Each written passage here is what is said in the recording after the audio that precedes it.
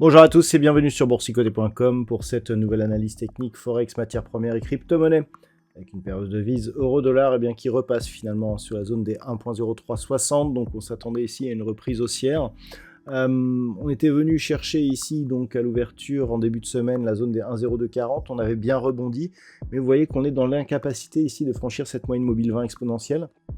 On pensait ici pourtant qu'en franchissant la zone des 1.0360, zone qui était auparavant support ici et qui était devenue ensuite résistance puis redevenue support, on avait fait le plus gros du travail et puis finalement aujourd'hui on refranchit cette zone à la baisse. Donc clairement c'est un aveu d'échec. On reste dans une dynamique où la succession des points hauts est toujours baissière. On le voit ici donc sur ces points hauts.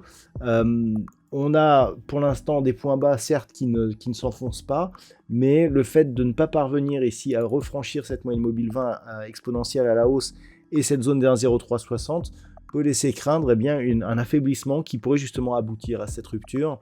Donc c'est ce qu'il faudra surveiller la semaine prochaine. Et globalement, tant que l'on reste ici sous la zone des 1.05, on reste dans une perspective plutôt baissière par rapport à la tendance de fond. Sur la paire de devises livre sterling contre dollar américain, nous sommes là aussi sur une dynamique qui reste baissière. La zone ici des 1.2520 qui avait été support sur cette phase, finalement s'est révélée résistance depuis son franchissement. Donc pour l'instant ça reste baissier. On pensait ici qu'on allait pouvoir casser cette zone, mais il n'en a rien été. On revient ici donc sur la moyenne mobile 20 exponentielle, mais on reste au-dessus de cette zone ici des 1.2390. Donc globalement, sur la tendance court terme, on peut dire que la cassure de cette résistance oblique valide un changement de tendance, donc pour un biais neutre, mais pas encore de signal de retournement. Attention, une rupture ici de cette zone des 1.2280 aboutirait à une reprise possible de cette dynamique baissière.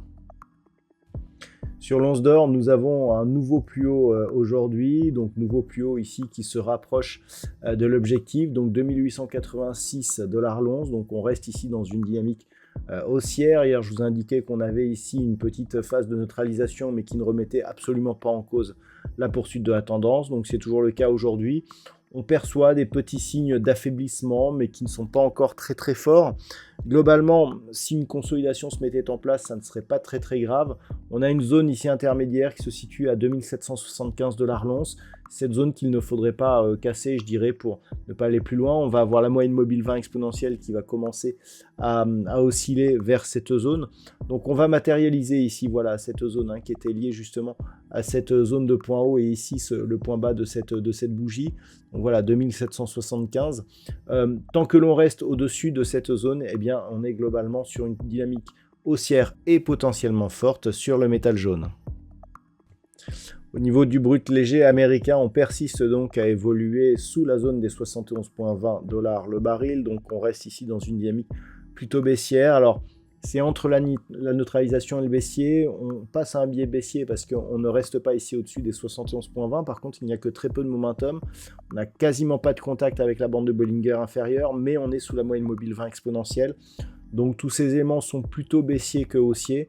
Mais globalement, on s'inscrit dans une certaine neutralité. C'est-à-dire qu'il n'y a pas d'accélération. Il faudrait redescendre ici sous la zone des entre 60 et 62 $ le baril pour avoir un vrai signal moyen terme.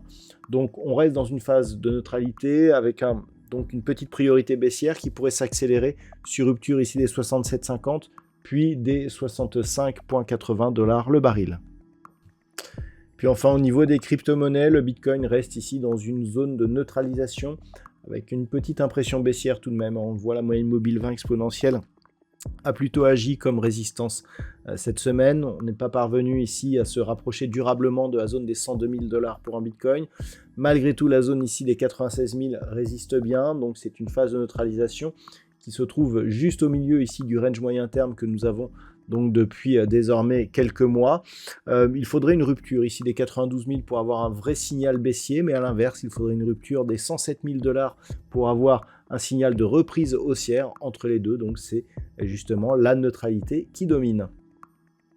Voilà donc ce que l'on peut dire sur l'analyse technique de ces principaux actifs de marché. Je vous souhaite de passer une très bonne soirée. On se retrouve donc dès la semaine prochaine pour d'autres analyses techniques, toujours sur le site boursicoté.com.